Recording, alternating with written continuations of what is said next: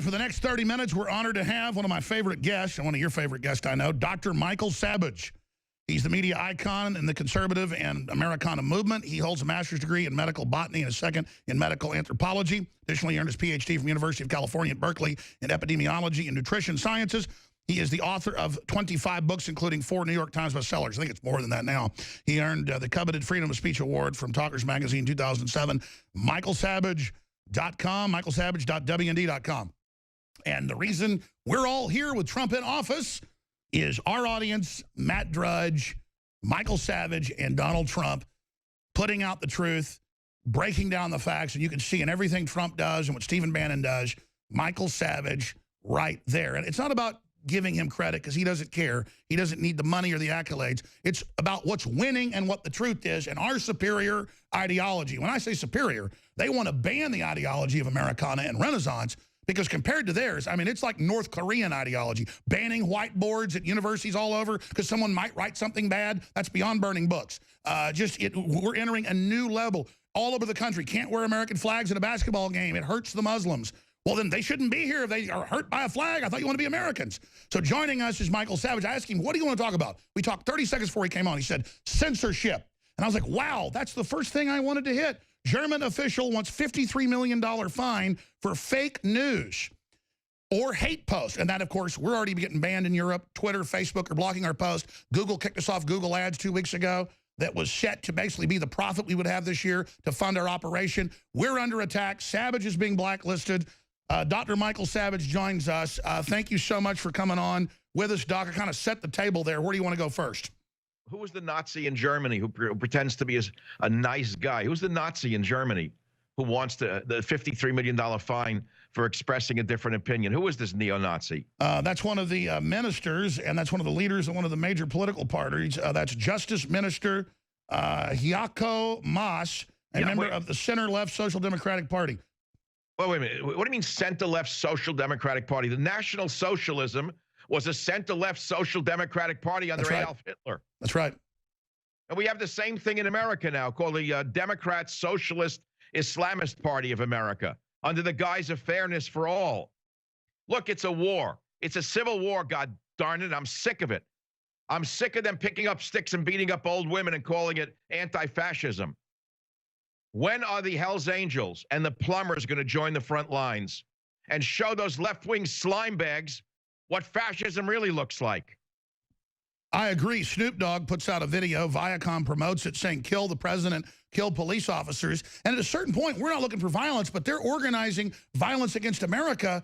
I mean, when are people going to start falling down and hitting their heads so they learn they're pushing for revolution in a war, they're going to get one?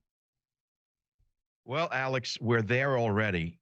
The war has started. We're in the Civil War. There's no question about it.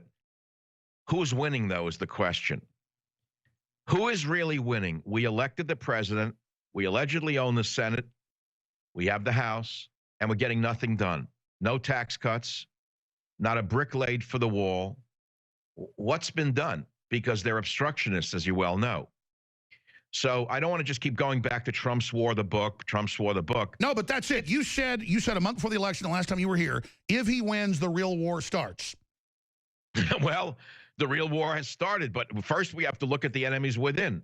The Paul Ryans. I will not defend Donald Trump no matter what, right? What more do we need to know other than the enemy within is the enemy within? So what do we do about it? Well, for one, we stop playing nice with Paul Ryan, and we stop playing nice with Mitch the Gobbler McConnell.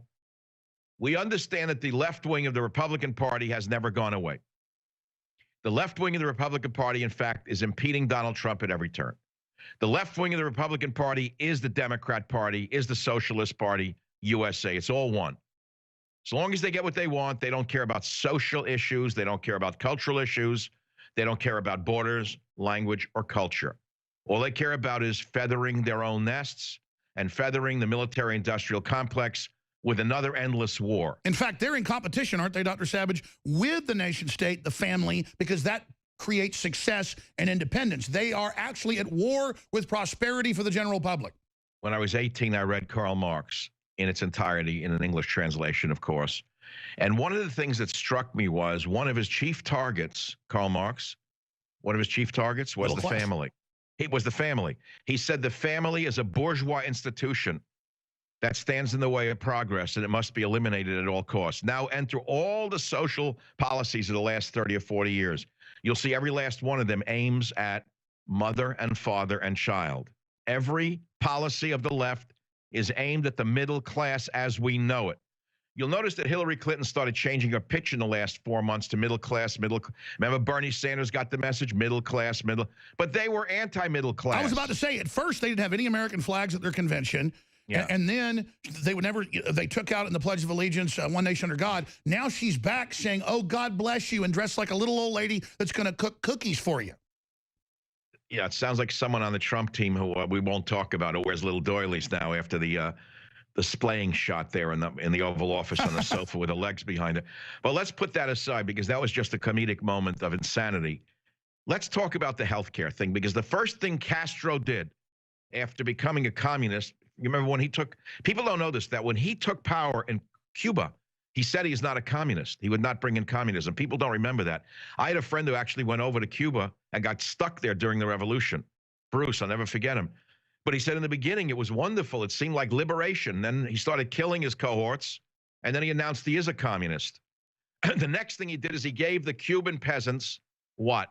Health care. But where does Castro go for his health care when he needed it while he was still living? He flew in a doctor from Miami. He didn't use a Cuban doctor. The Cuban doctors are for the peasants. That's right. Let's turn that around. They had health care before. He took their health care and made you get it from the state. Thank you. Now, let's look at our health care. This stupid Obamacare now became Trump care. They're not really repealing it. Savage came up with a solution, which is in Trump's war, and I discussed it on my radio show yesterday. Everybody should get the book. Alex, listen, this is so commonsensical. No one's picked up on it. It makes so much sense that people are ignoring it. Savage says put high-risk individuals in high-risk insurance pools. That's what my dad says, and he ran medical companies for decades. It's if you're a driver, you pay higher rates if you had accidents. If you go for any kind of if you're an astronaut, if you're a deep water welder, you pay because you're in a high-risk pool. That's what I'm saying. So why shouldn't it apply to Trump care? High-risk individuals, high-risk pools. You have multiple sex partners every week. You go in a high-risk pool. You shouldn't pay the same as a grandmother. You smoke 3 packs of cigarettes a day, you go in a high-risk pool. Crazy. Why is this not being picked up? I hope after your show, the headline is Savage says high-risk pools for high-risk individuals to save Trump care. We will. That'll be the headline. I've sent it, by the way, I've sent it to Donald Trump via some internal, sure. routing. By the way, I know he loves you. I talk to people that talk to him all the time. I talk to him some. He loves Michael Savage. He listens to your show. So, I mean, obviously, it makes sense. This is a much better plan. Rand Paul has a good plan that talks about the things you're saying. Why is he then going with this Paul Ryan thing? Because politics is a compromise. He knows he has to get things done. The question is, this is too big an issue to compromise on.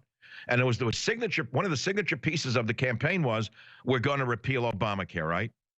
Well, okay, so the people are very unhappy. And we need to gut the whole thing and start all over again. I am sick and tired of people who lead healthy lifestyles, clean lifestyles, if you want to put it that way, paying the same as illegal immigrants, who, by the way, should have no health care. My dad and mom hadn't used their insurance in over 20 years. And as soon as this came in, they doubled their prices. And so my parents are paying higher prices, and then people that have been milking the system, they're paying lower. It's incredible. Well, isn't that socialism? Some animals are more equal than others. Isn't that what Orwell told us about? Some animals are more equal than others, Alec. We're not equal to the liberals because they're, it's 4 legs good, 2 legs bad. We walk on 2 legs, they walk on 4, and they're superior to us because they have 4 legs, Alex. George Orwell wrote it. I loved Orwell because he was a socialist in the 30s when it was very popular, until he found out what socialists were actually doing to their people. He saw Hitler, he saw Stalin, he saw the totalitarianism. Oh, as you know, he fought, he wrote a bunch of nonfiction books. He fought in the Spanish Civil War against the Nazis, and then found out the communists were just as bad and were planning to actually just enslave. So that's why in his allegory, the pigs, at first say 2 legs bad, but as soon as they run the humans off, they start walking on their 2 legs as well. meet the new boss, same as the old boss. Well, what I loved about a very obscure statement of Orwell was, if a man comes to plant the bomb in your mother's house, plant one in his mother's house first. So I 100% support Donald Trump firing drones at these throwbacks. Good idea. You know, I'm so tired of hearing about collateral damage. How about the collateral damage here in America from political correctness? We've had one piece of collateral damage after another. Do I have to go back to the incident in Orlando where all the gays were slaughtered? We've forgotten that because it's an inconvenient truth. San Bernardino, the 2 Muslims killed their co-workers. Inconvenient truth, the collateral damage. There's only one way to win a war, Alex. It's horrible. It's terrible. War is horrible. It's called kill them. They're never going to see it your way. And the collateral damage, unfortunately, is part of warfare. Well, let's expand on that. Obama and Hillary backed ISIS, backed these invasions. Trump's cleaning them out. And in these towns where the people are supposed to be refugees and come out and get checked if they're not terrorists, if they're all staying there in the towns, then they're open in war to be bombarded. That's the way it works. Yeah, well, we can't talk about their women and children without sounding like we're mean. Unfortunately, they don't care too much about our women and children. You mean the suicide bomber kids? Well, no, ISIS doesn't care much about women and children. Exactly. They're not fanatical Muslims. They kill moderate Muslims, women and children. They turn Yazidi girls 8 years old into sex slaves. I didn't hear Hillary, the great woman supporter, say one word while the girls were crying out for help. Not one word from that lying witch. So I don't want to get distracted. No, I agree. Let's talk about Trump's war, what he's got ahead of him, what he needs to do, because clearly we're here. Nationalism's exploding worldwide. The socialists, the control freaks are desperate. How are they going to counterstrike? What do we do? I know the book breaks it down, the blueprint, Trump's war, his battle for America. Undoubtedly, this is it. He's trying to turn the economy back on. He's very fatalistic. He's on a mission. He's a great guy. He's not perfect. None of us are. But Trump clearly is for real. And we're moving forward. What do we do, Dr. Savage? Well, let's take it issue by issue. Right now, the issue in the news is what? It's health care. Okay, big issue. And he's suddenly almost, the ship has come to a stall. The engines have stopped. People don't know what to do. The costs are through the ceiling. Let's come up with a commonsensical beginning. Donald Trump gives a speech tomorrow which says, I have a partial solution to the impasse. It's not perfect, but it's going to help us save billions of dollars in the short run and trillions in the long run. High-risk pools. Bingo. When I was 18 years old, got a driver's license, went to get insurance, had a part-time job. They told me my insurance would cost more than my dad. I went to my dad. I said, Dad, why do I have to pay more insurance than you? I'm a kid. I don't have the money. He said, because kids your age get into more accidents. Sorry. Well, guess what? I found the money. I took a second after-school job. I paid my auto insurance until I proved that I was an individual who no longer should be in the high-risk pool. Then I think it was 2 years later that I was made into an adult, you know, at a regular rate. I remember being like 22 years old, and all of a sudden my insurance went down by like half. And again, this is what it's all about: behavior. It's all about what you've done. It's all about free market. It's not about just give everything away free and then wonder why the economy blows up. All we have to do is look at South America. How did socialism work out down there in our dear neighbor that used to be a thriving nation with a great middle class? Does anyone remember the name of the country called Venezuela? Has it been dropped from the lexicon of the left because it's a disaster and a disastrous example of what socialism actually brings as opposed to what the textbooks tell you it brings? And by the way, Harvard? They're now in road warrior level collapse. And notice you hear nothing about it. They've eaten all the farm animals. They've eaten all their pets. Literally, they're now eating people down there, reportedly. Can you imagine they're killing animals in the zoo because there's no food? That's socialism in action. Forget what Robert Reich, the midget from Berkeley, says, or what the Seltzer man from Brooklyn, Bernie Sanders, says. These are hardcore fanatical midgets. The reality is seen in that nation where they're starving to death. That's socialism. The idiots out there who don't know this know nothing. They're the useful idiots of our time. I totally agree. So why are the elites, except for Donald Trump, pushing socialism? Why? Take a look at the mobs you just showed on your own screen. They're scared. They're vulnerable. They're desperate. Who do they turn to? Who do they turn That's to? right. They want slaves. The corrupt bums in Congress will throw them a piece of bread. When you have a starving population, they're a malleable population. They'll do anything you want. Isn't that true? Yes, sir. All right, well, there you go. They're starving them into submission. And it makes you upset to see people being enslaved. I'm the same way. And then I get around leftists, they actually, a lot of them know what they're doing now, even low-level ones. Even though they're not getting power from it, they get off on burning down the country, burning down the culture. They're actually just envious of success, envious of honorableness. And a lot of these people are actually a cult of I mean, you've studied this. You were the first to call it a mental illness.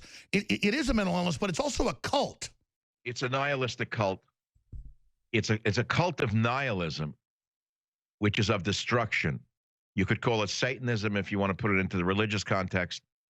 It's a worship of evil and darkness. It's the dark side.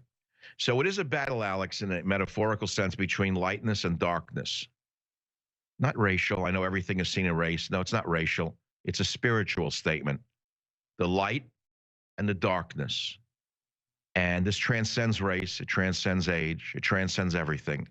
We in the light have a huge job ahead of us, which is how to lead without getting crazy, how to lead without getting violent.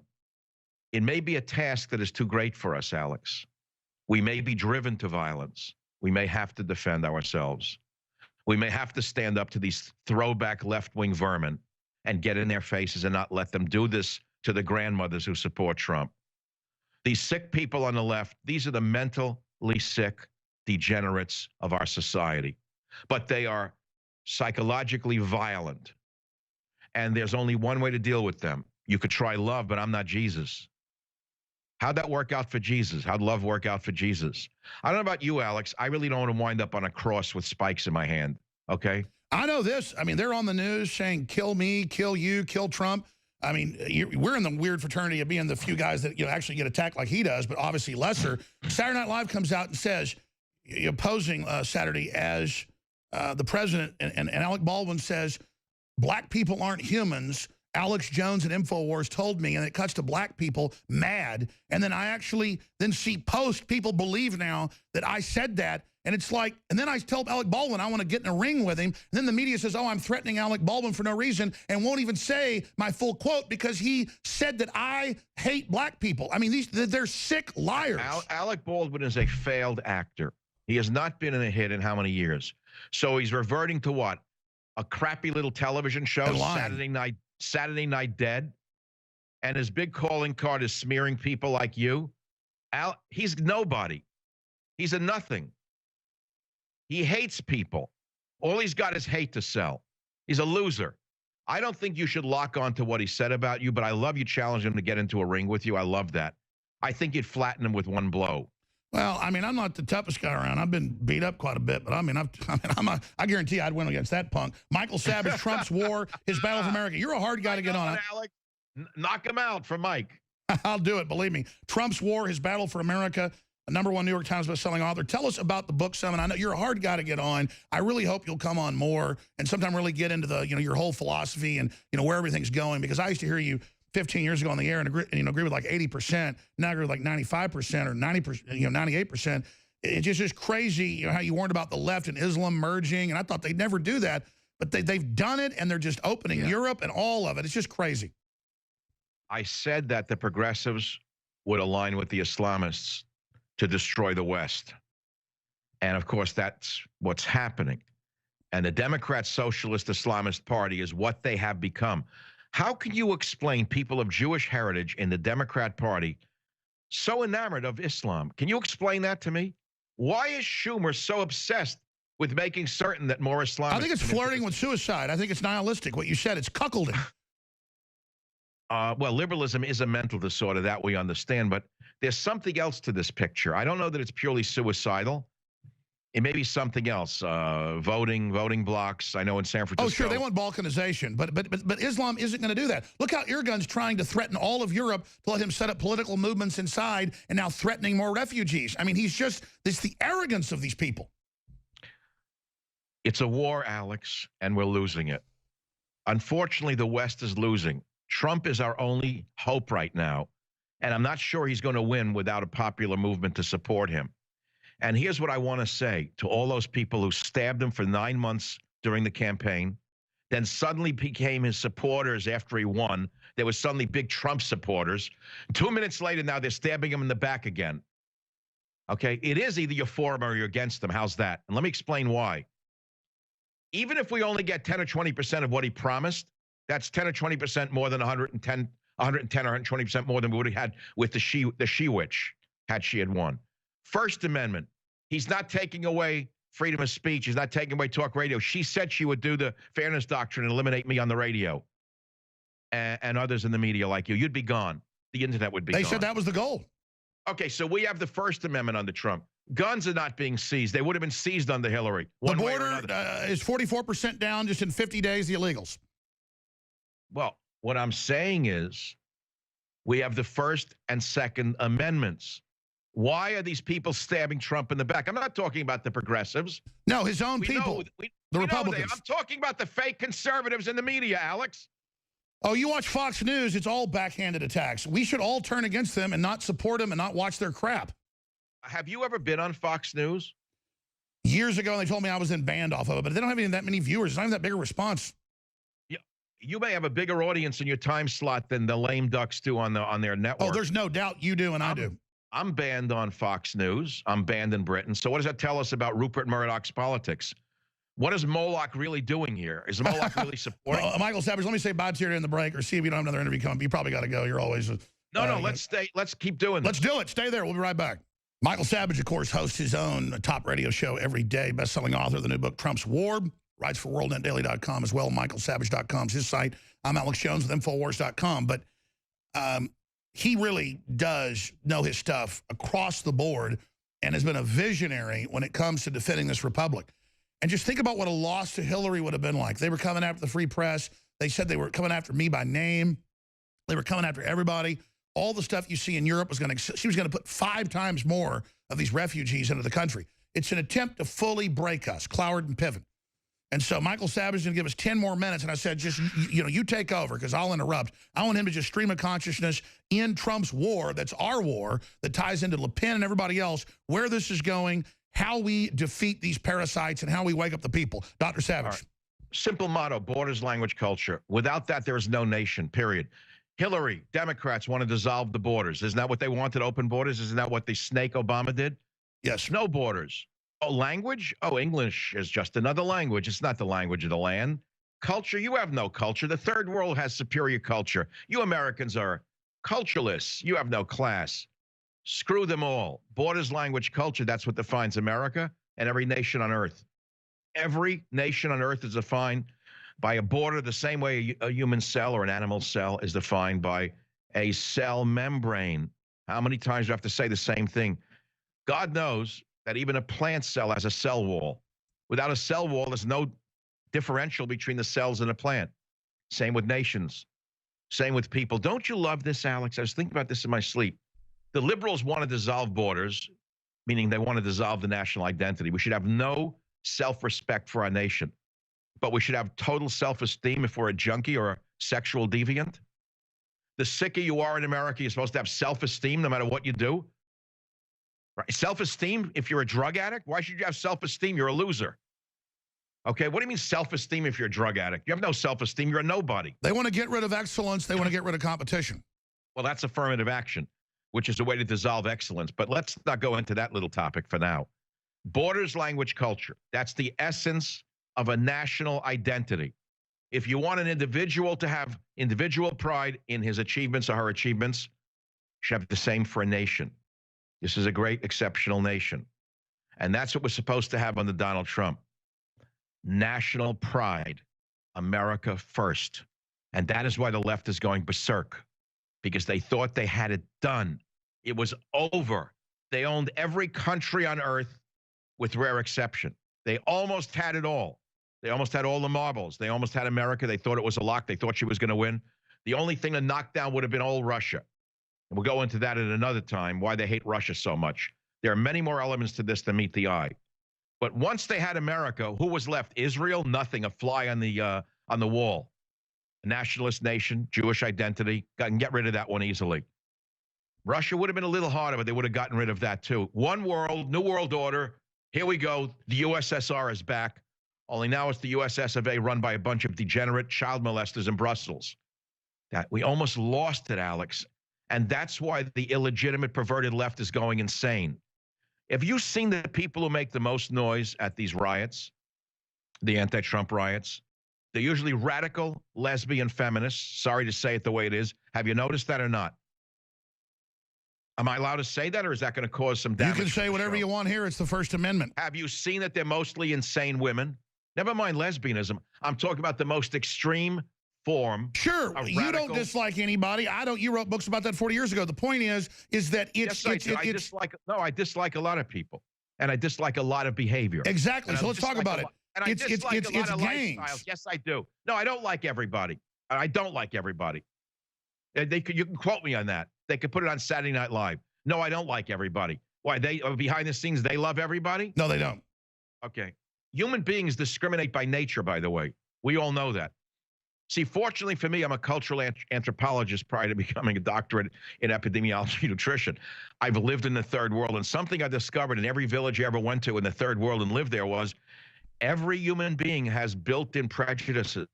Even in their own village, they have judgment of other people. It's basic tribalism. It's basically what restaurant's better than another. It's true. How do you make a decision other than judging other people? When I say you love everybody, I mean you don't hate somebody because of what color they are, but then you can differentiate how that individual or group behaves, then make a statement on that.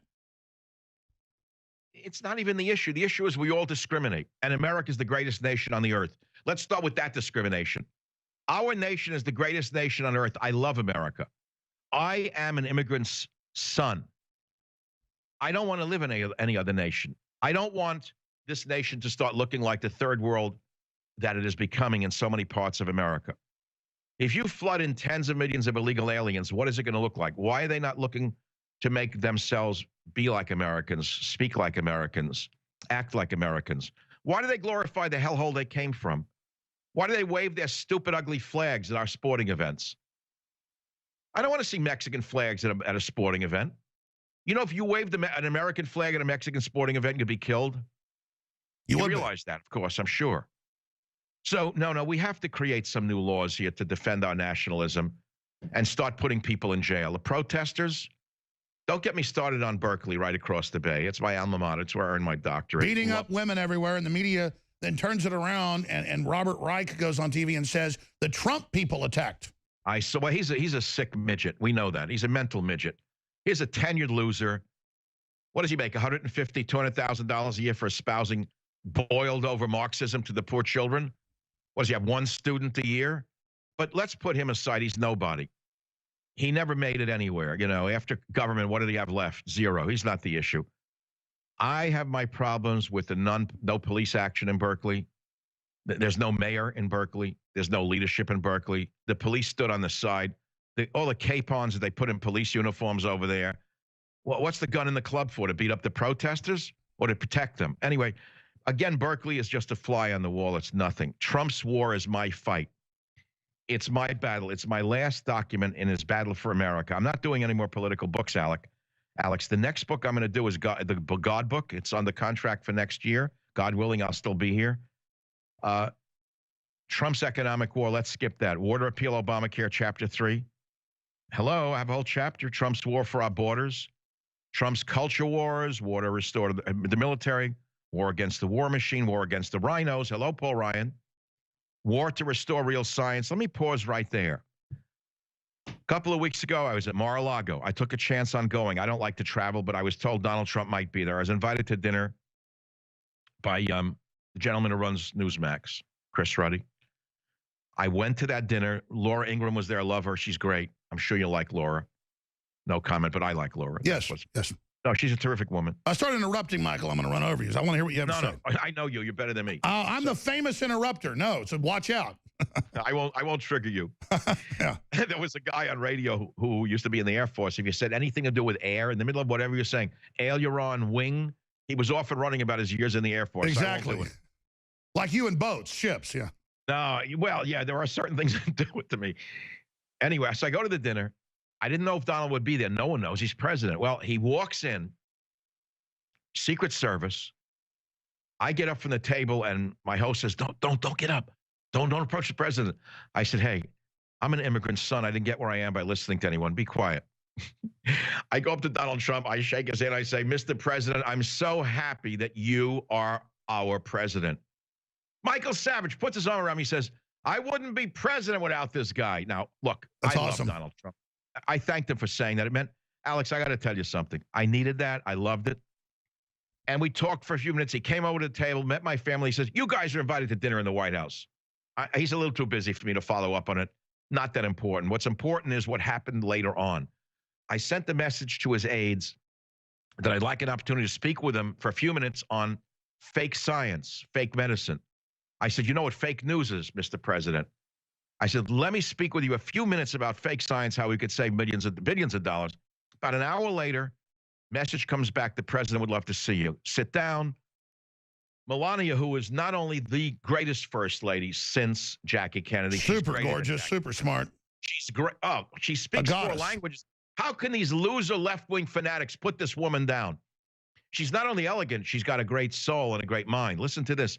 That day, if you remember, he spoke at Melbourne, Florida, and she gave a speech before him where she read the Lord's Prayer. And I said to her, Mrs. President, Mrs. President Trump, I said, I was so moved by your reading the Lord's Prayer today. I had tears in my eyes, and I said, I know why you did it. I think you did it because you came from a communist country where God was dead. God was not allowed to be mentioned. And you wanted to say that with us, God is back. And she smiled and nodded.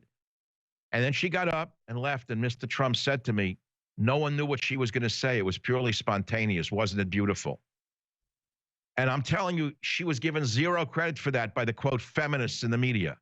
Well, she's also under massive attack. Evil is after her and her family. She's up there calling on God for protection, just like Trump did in his inauguration, calling for God, having pastors, rabbis, you name it up there. All these things that have been attacked, all these things that have made us great, he's bringing it back in, the covenant, the providence, which is real. George Washington knew it. Andrew Jackson knew it. Whether you believe in God or not, folks, you don't ask God for protection, the evil comes in. He speaks of that, Doctor.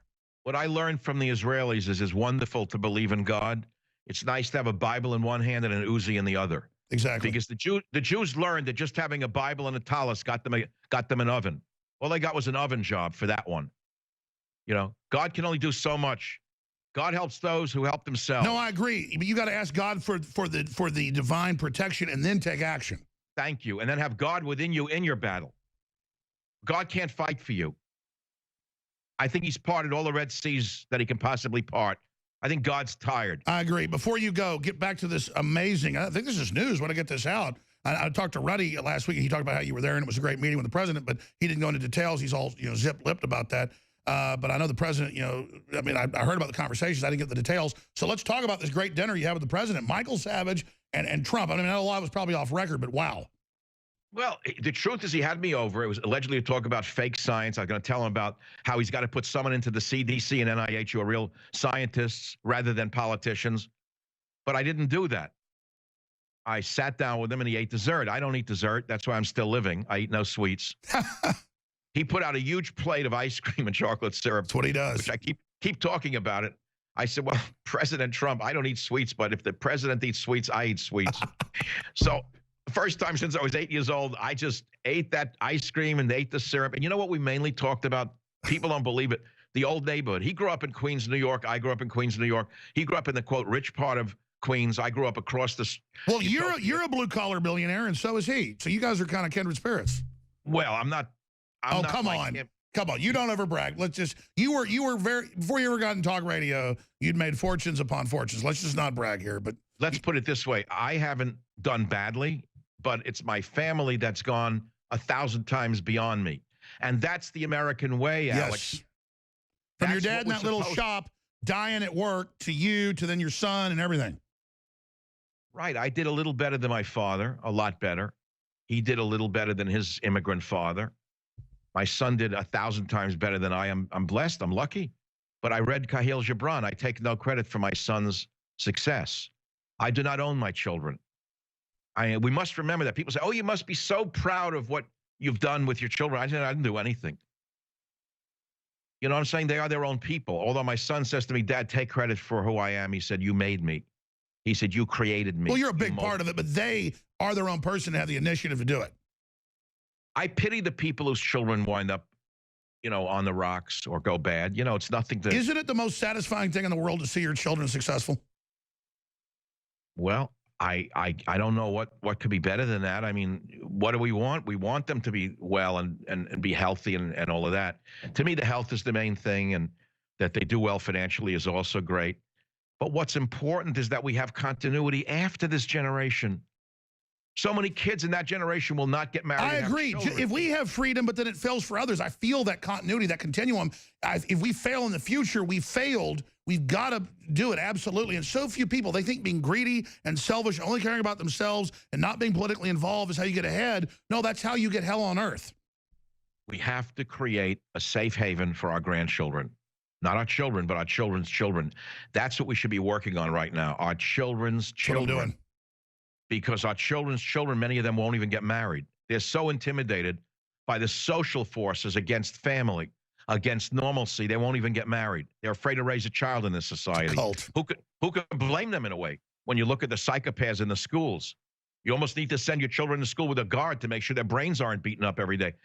Okay, but let's not go into education. We've only got a minute or two left, and in closing, I got to ask you, you're right. It's Trump's war. It's our war. It's nationalism. It's the return of prosperity. Just common sense, not left or right. I mean, it's there, and people need to know the war isn't over. It's just begun. We've all got to be more involved than ever. Soros is doubling the amount of money he's putting out. Soros needs to be tried. Soros has, in my opinion, committed many crimes.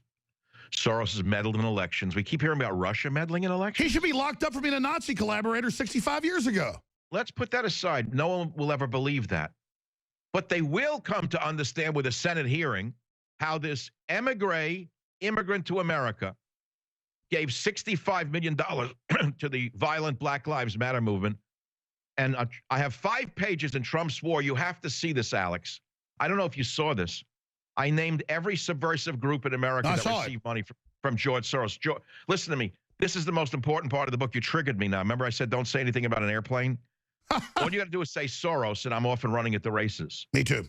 I have 5 pages of every group in America that receives money from this man. These are the groups that need to be investigated with the new HUAC, House of Un-American Activities Committee. Do you know how that would scare your friends in Hollywood, Alex? A new HUAC? They'd scream, blacklist, blacklist, blacklist. I'm on the blacklist. They put me on it. They admit you can't even fly to England.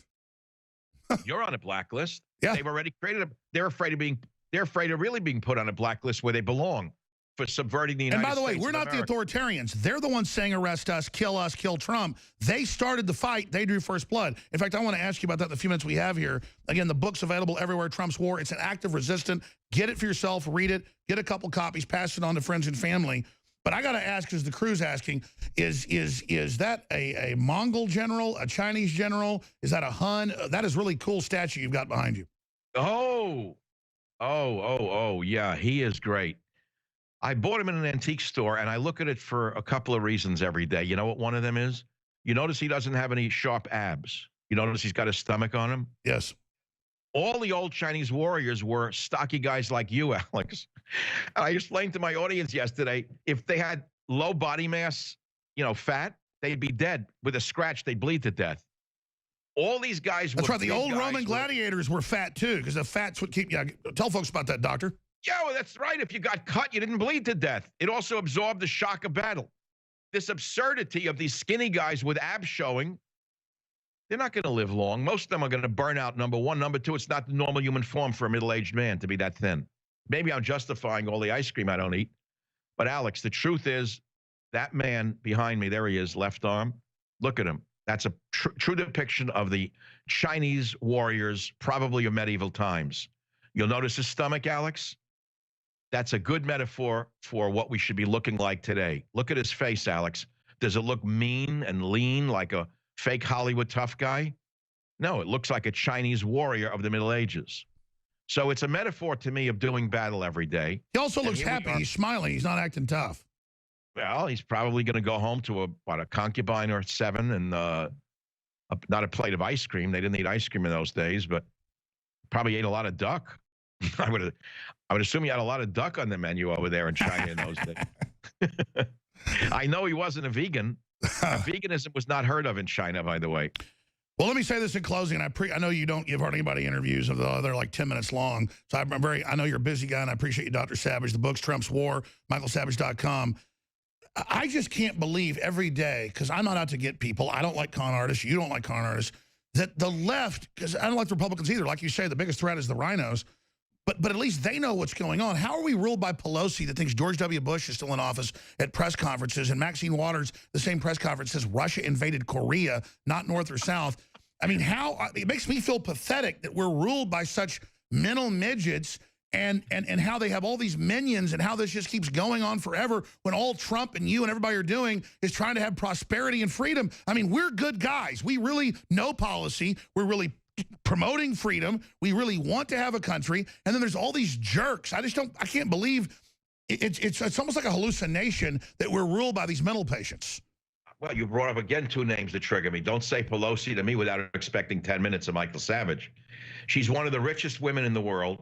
Her fortunes have greatly increased since she's been in Congress. And she acts like she's one of the disruptors at the riots in Berkeley. Who does she think she is fooling?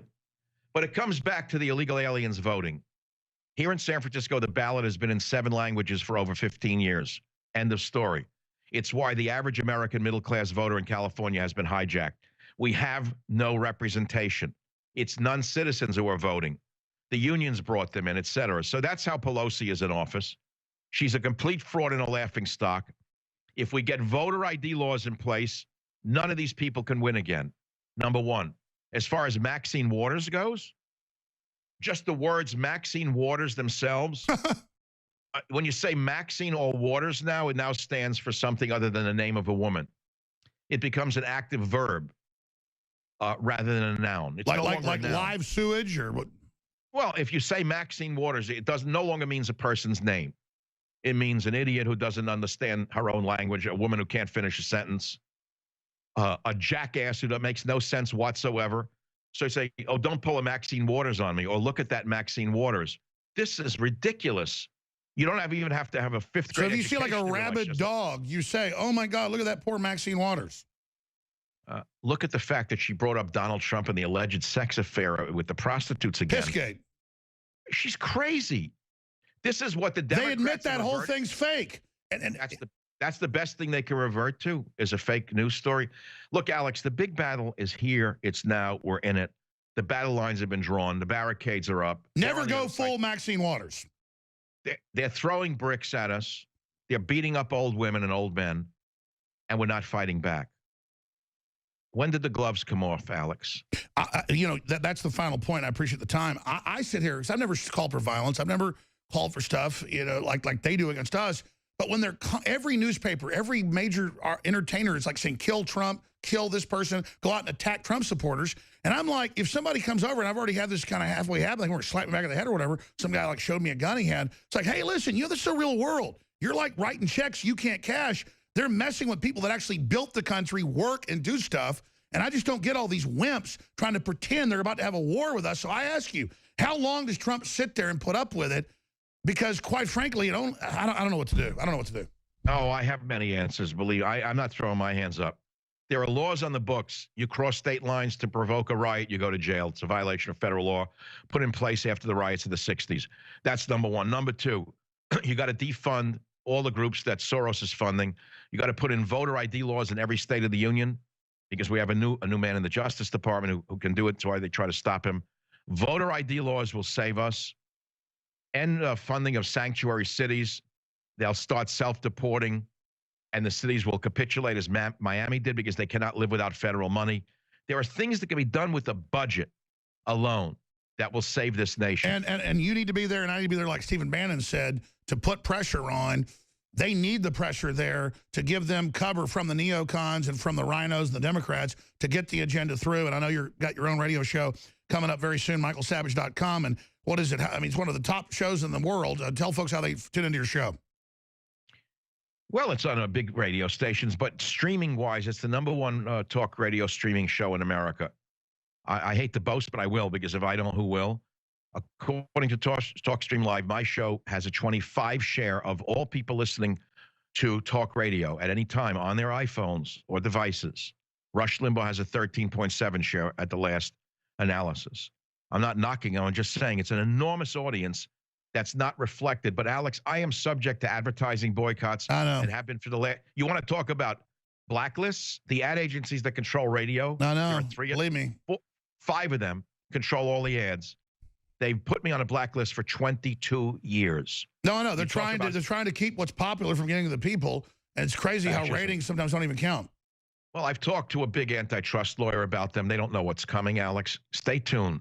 Within the next year, you may see a revolution in radio when Michael Savage brings the antitrust actions against the agencies that have boycotted him. Please, I want to join with you because I've been through the same stuff, and I've also, Google just says, you're fake, you can't advertise with us. It's like literally like Nazi Germany. Everybody overuses it where they wouldn't let Jews advertise it first, and then it was like wouldn't have shops. And then Alex, I've had dinners with the biggest antitrust attorney in America. He happens to be a lifetime Democrat, but he hates monopolies. He despises the big guy crushing the little guy. Stay tuned. The game may just change in the courts. We may take them on where they live the strongest. Awesome. Trump's war. Thank you, Michael Savage, for the time. Thank you, Alex. Love it. Bye now. Thank you. That was a powerful hour. I skipped 2 breaks because it was so powerful. Those are network breaks, but it's okay. And support our broadcast as well. We don't bitch. He doesn't like to complain. I don't either. We're under ridiculous attack. Everybody wants somebody to stand up, get involved, take action. We're doing it.